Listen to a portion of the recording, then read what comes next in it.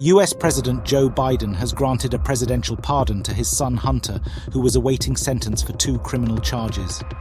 The action has sparked controversy, considering the former leader had previously ruled it out. However, he said the cases against his son were politically driven. His use of his pardoning powers follows a long tradition of presidents on both sides of the American political divide, offering forgiveness to those close to them. What exactly did Hunter Biden do? Hunter Biden was scheduled for sentence later this month on 2 federal charges. In June, he became the first child of a serving US president to be legally convicted in a case involving his gun ownership. A Delaware jury found him guilty of 3 felonies, including lying about his drug use on a form when purchasing a weapon.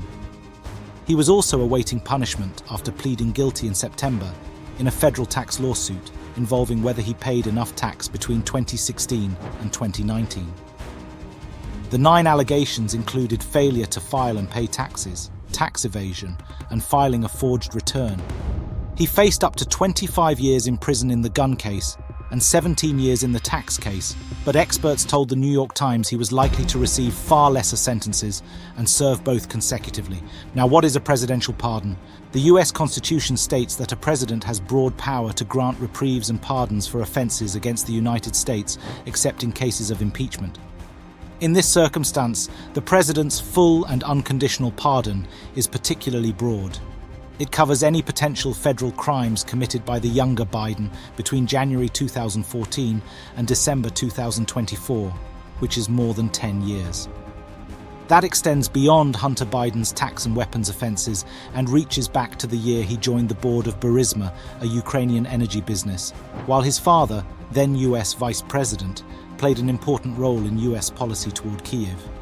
The pardon also specifies that it applies to any offense that the younger Biden has committed or may have committed. The pardon represents legal forgiveness, the termination of further punishment, and the restoration of rights such as the ability to vote or run for public office.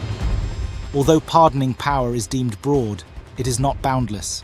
For example, a president can only grant pardons for federal crimes. Many believe this to be an abuse of power. This is a complex situation, but there should be one simple rule that we force our leaders to follow. Presidents should not utilize their positions for personal benefit. It's questioned if this is a norm or an ideal, but even if it's not defined somewhere, we should hold our leaders accountable to this guideline. This is not the first political or self-interested pardon, and it will not be the last.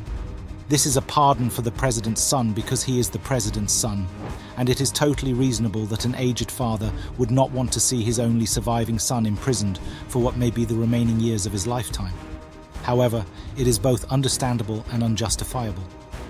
President Biden is a father, but more importantly, he is the President of the United States, and this misuse of power might be unacceptable.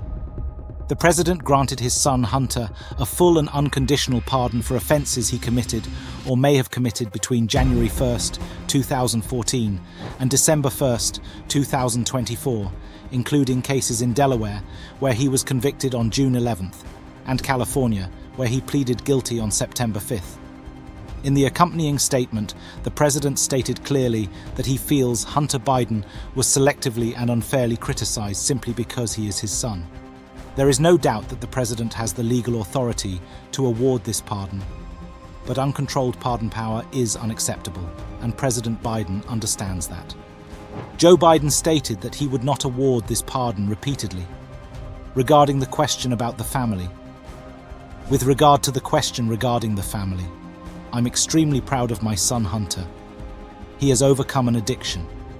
He's one of the brightest, most decent men I know, and I am satisfied that I'm not going to do anything.